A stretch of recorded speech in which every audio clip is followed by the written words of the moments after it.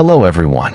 Today, I'll show you how to upload a photo in Gemini in just a few easy steps. If you're looking to add picture on Google Gemini AI, you're in the right place. Before starting, don't forget to like and subscribe for more tutorials. Also, check the description box for helpful tools and apps. To upload a photo in Gemini, first of all, open the Gemini app on your mobile device or visit the Gemini website on your computer. Once you are on the main screen, make sure you are signed in with your Google account. Now, open a new chat or select an existing conversation where you want to upload your picture. At the bottom of the chat box, tap on the plus icon.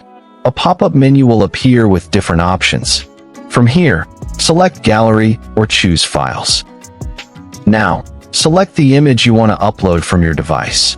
Once selected, the photo will appear in your chat box.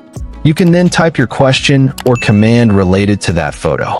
You can ask to add or remove something, edit the uploaded picture, or ask Gemini to describe your image. After entering your prompt, tap on the Send button. Gemini will process your uploaded photo and respond based on your request, such as describing, analyzing, or editing the image.